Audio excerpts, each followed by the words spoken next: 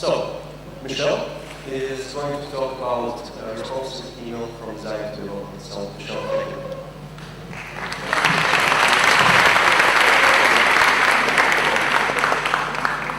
Hi everyone, I'm really excited to be here today.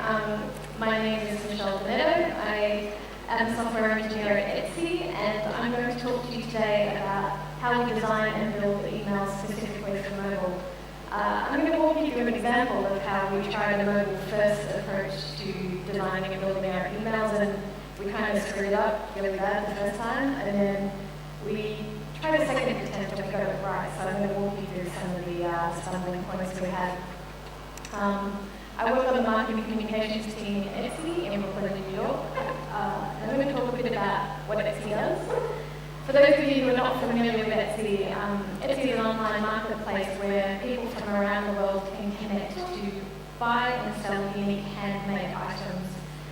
We have over 1 million active sellers on our website, and together they've listed over 20 million items on our platform. So these images are taken from our current homepage where we feature prominent sellers and some of the items that they've handmade. As a marketing and communications engineer, my team is heavily focused on driving traffic from our emails to our website. And this is of course so that we're promoting the cool stuff that we have on our website, and we hope that people might like what they see in our emails and then go onto the website to make a purchase.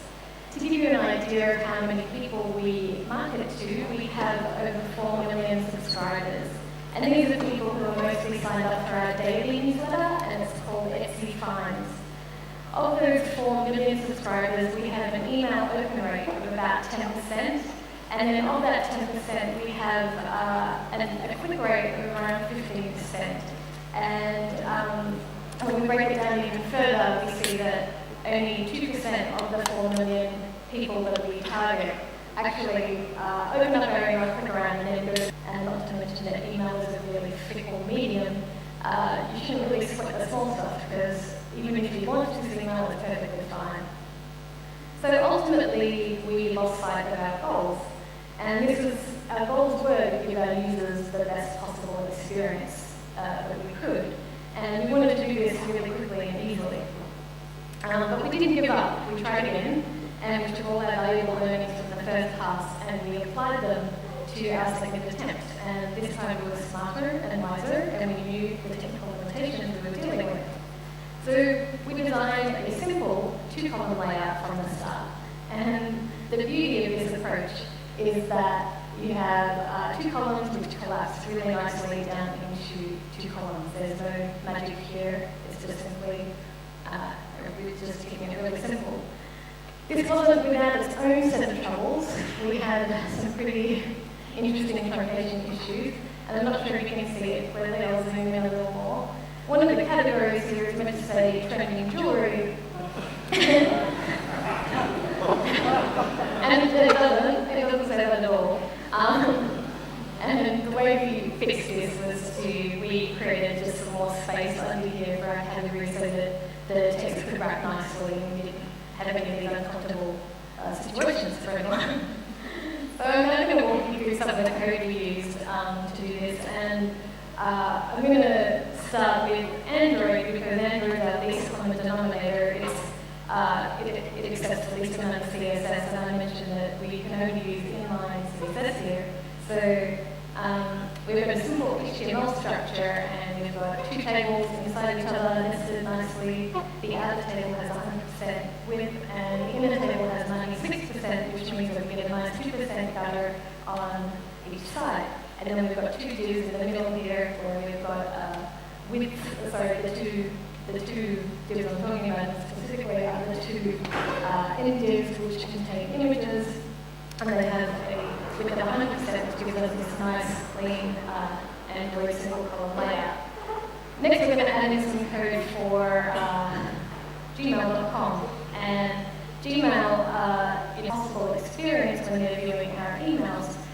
And unless you've been living in a really remote location for the past couple of years, you would know that everyone is doing more and more with their mobile phones, including yourself and myself, where not just opening emails on our phones, but we're reading books, we're purchasing items, we're also dating on our smartphones, and the trend is definitely that we're doing less and less on our desktop machines, and we're moving towards interacting with our smartphones a lot more.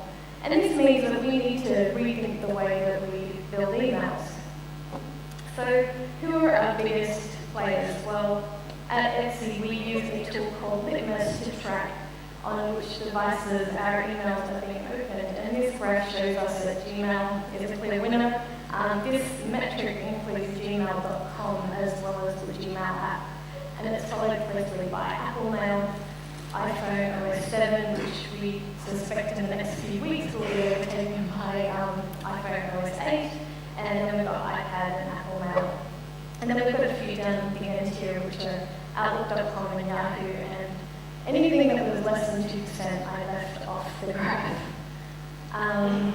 So can I see a show of hands to those of you who have ever coded an email before? Oh yeah. I see some concerned faces. If you've never ever coded an email before, I'll break it down for you. It's coding like it's 1999. It's really old school. You have to use inline CSS for every single style that you want to apply. You end up with this really heavily nested tables within tables and other elements, and sometimes you're switching back and forth. It's incredibly difficult to read. And it's one of the shortcomings of coding for emails in that you can only use inline CSS, and it's difficult to read.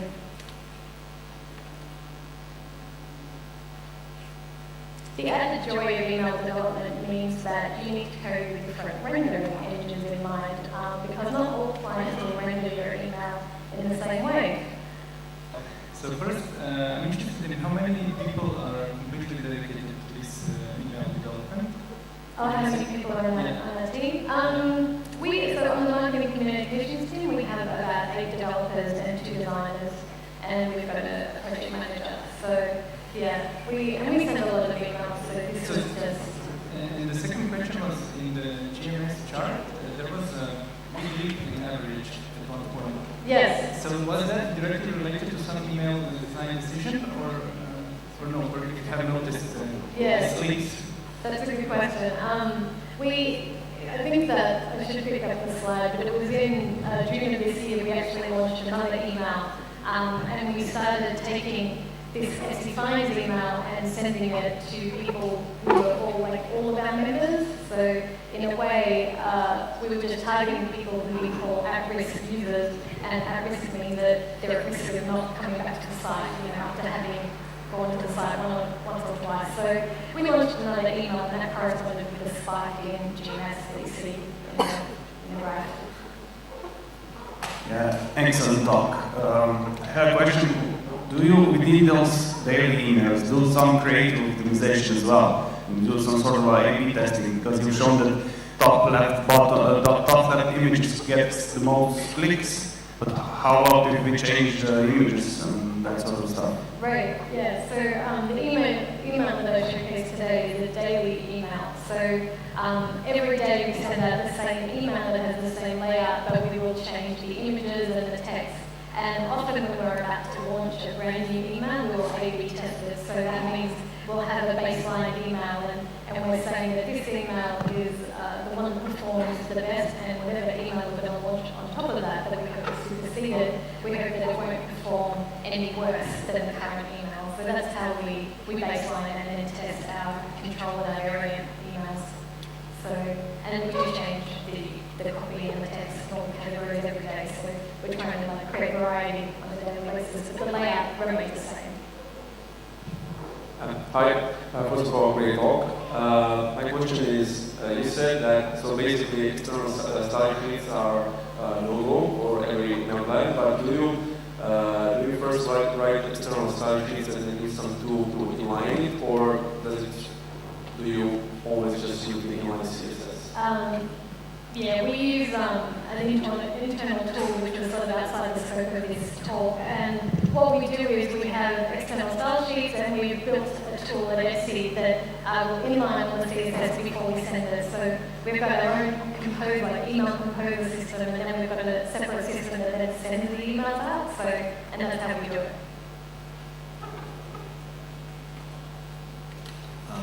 I just wanted to ask, like, how many people do you have who curate those emails? Is that happening automatically? Do you have anything to help you do that? And how is the content chosen?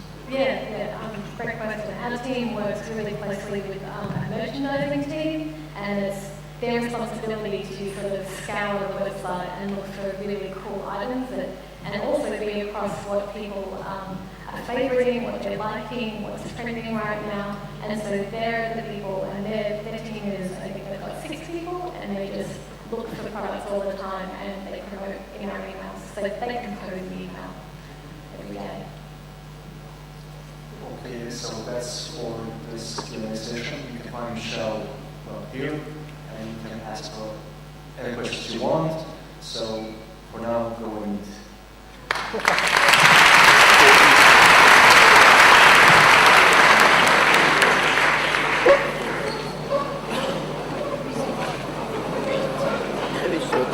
It looks really similar to that of the other emails we've been designing, and so we have that consistent look and feel, but as you'll see, we hit some really big boundaries. So our first problem was that we had really huge alignment issues, and you can see here, when I zoom in, you can see that we're meant to have a grouping of 2 by 2 images here on the left, and we clearly don't have that. We also, this is another example where we're meant to have these 4 images align really beautifully with the images down the bottom, and that's not what we're seeing. One of the limitations that you can't see, or one of the barriers that we had, was that we weren't actually designing for the technical limitations that we had, that we knew about. So what we found was that we were chasing our tails trying to fix one bug on one client, only to introduce a host of other bugs across different clients. And every day, it felt like we were one more bug away from releasing this email, but we weren't. And it's important to keep in mind that we were only dealing with CSS and HTML, and we were testing on a slew of different devices. This is an image from our device lab, which is a really cool feature that we use at Etsy to test our emails, and not only our emails, we're testing the entire website and how it looks across different devices. And what we found was when we came to build this email that on the surface the technical complexity of the email didn't seem too high.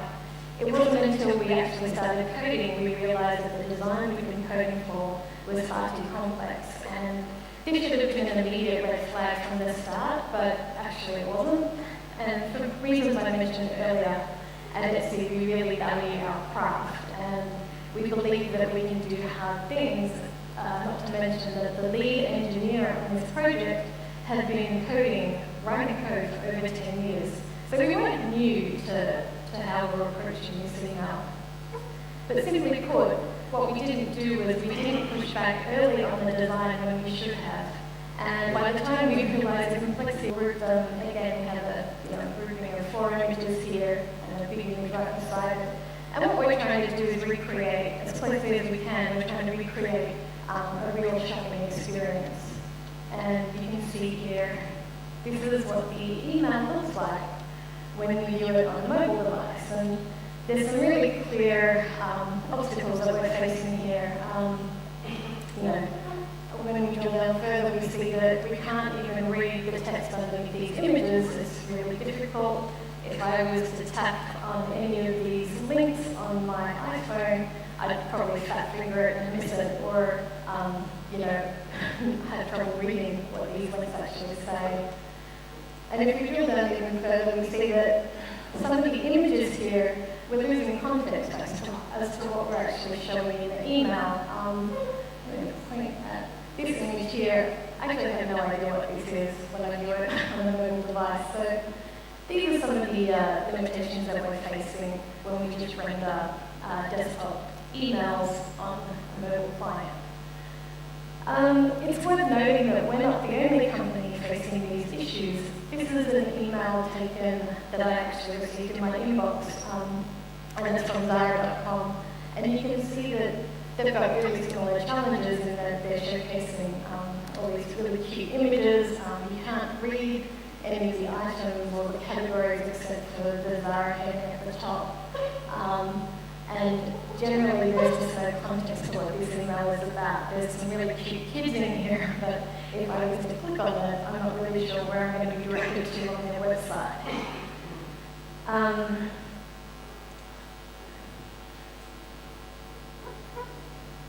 So I'm now going to walk you through an example of where we designed for mobile first in mind and we got it completely wrong. This in hindsight was a really good experiment for us because it allowed us to learn from our mistakes and then have a second attempt at it. So our first approach was to do away with the combination of 3-column and 4-column layouts, and we just opted for a simple 4-column layout. And we thought to ourselves, what could possibly go wrong? You know, this email looks make a purchase to our website. This doesn't sound like a lot, it's a pretty low rate, but what that actually amounts to is 80,000 purchases from one email, and that's per day. This is what the email looks like. So we've got clear branding at the top here, we've got these really big images, and right underneath the images we have what are called call to actions, which are these arrows, and these are categories or trends that we will direct the user to from the email to our website, and they can click around and see what products we have to offer. And here's another graph showing what people are actually doing when they click on our email. And you can see that the red dot at the top here indicates the most clicked items or links within our email. And then followed closely by the orange and yellow links, which indicates that they got moderate amounts of clicks. And then the blue dots in the bottom here shows where we've got the least amount of clicks. So we can track what people are actually doing in our email and the behaviors that we're seeing. Here is a graph of our daily GMS. And for those of you not familiar, GMS means gross merchandising sales. So we can measure the success of our email by tracking how much money our email makes. And you can see that I can't give away any specific figures here, but this shows daily GMS, and it's from July of last year through to September this year. And you can see that throughout the year we have specific events and holidays in the United States where we sometimes double our GMS, or we have spikes in our average of GMS. So here in October we have Halloween and Thanksgiving, and in December we see a really huge spike, which indicates that people are buying things around Christmas. And then in February we have Valentine's Day, and in the United States Mother's Day falls in May, so we see a spike there where people are buying things for their moms, which is really sweet. But what's even more important to us than making money from our emails is that our users have the best. This next graph shows that who our worst offenders are, and the short answer to this is Android and Gmail.com. And we'll start with Android. The Gmail app on Android only supports inline CSS. You cannot use any style tags or embedded CSS.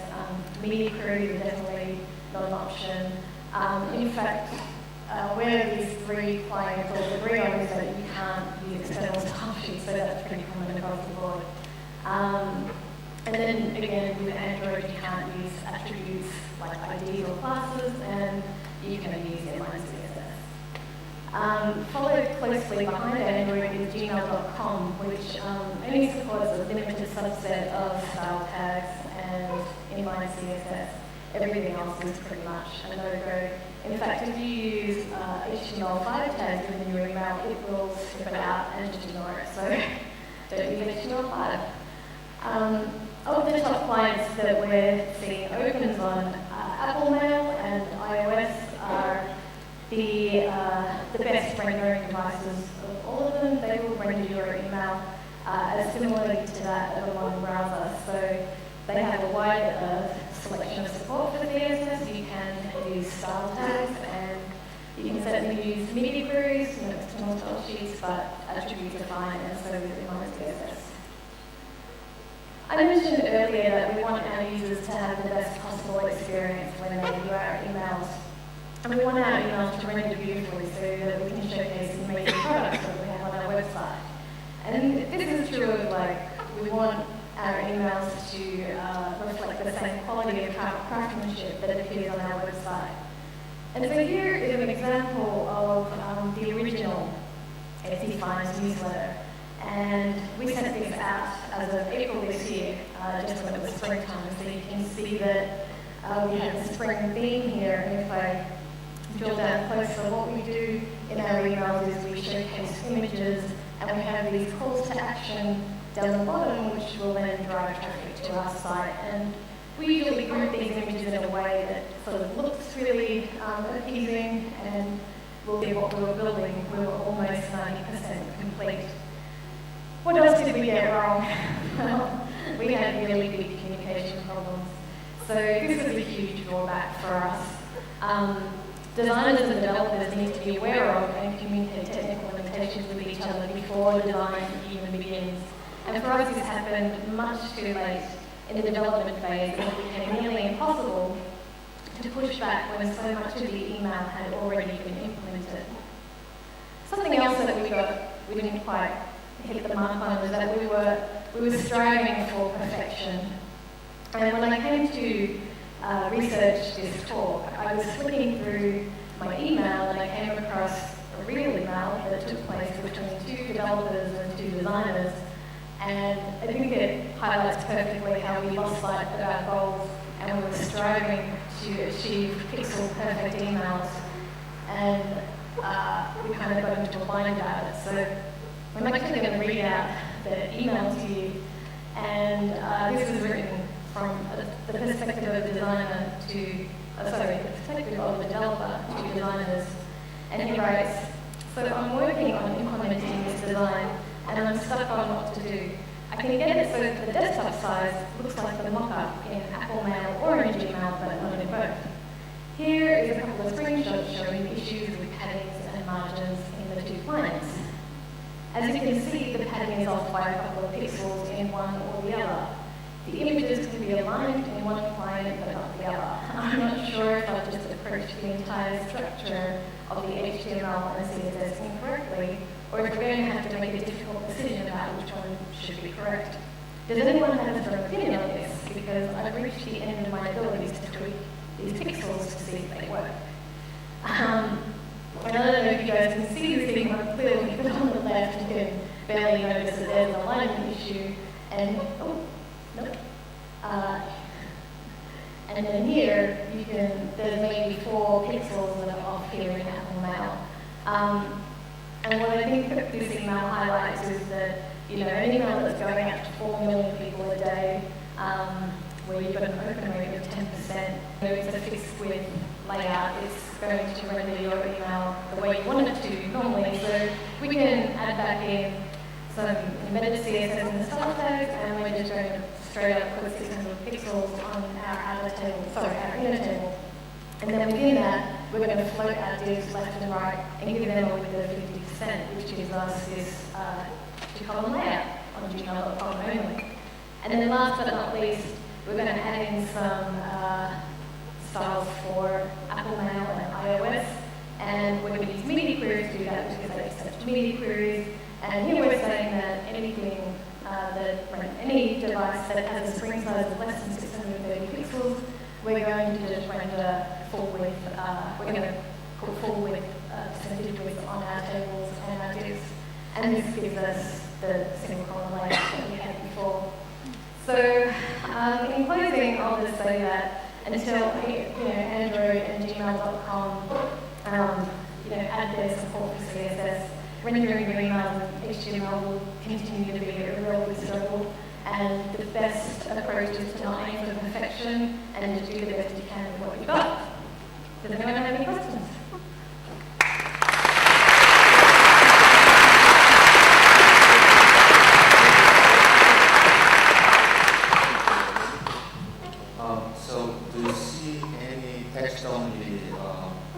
So you have HTML emails and text only.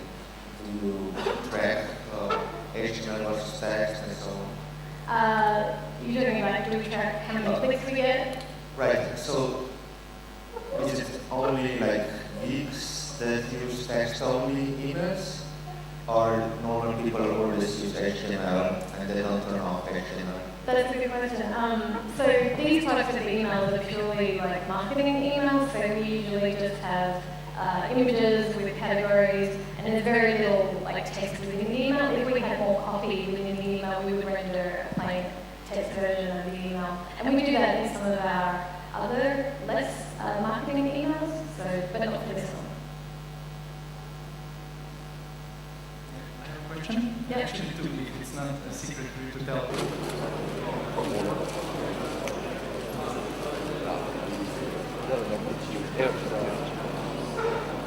Ven aquí que tenés link del libro, USB.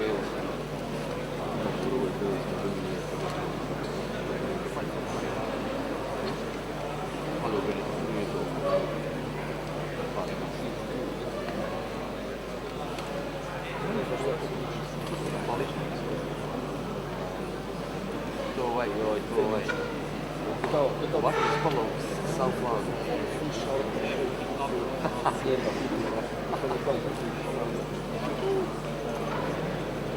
Da, ovaj SoundCloud to bude tako odlično. Uvod. Ako neko deo se da samo tako ide. Ali moraš se izgleda prvi vrti.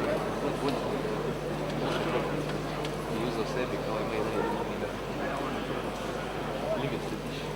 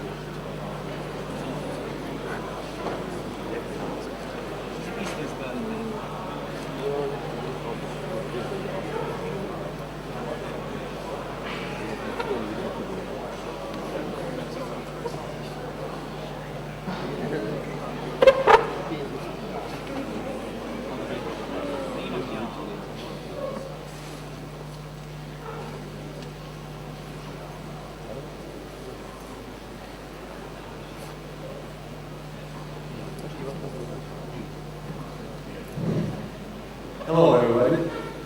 Before we begin, can I ask you to stop doing something? Some people are sharing the username and password for the VP. This is reserved only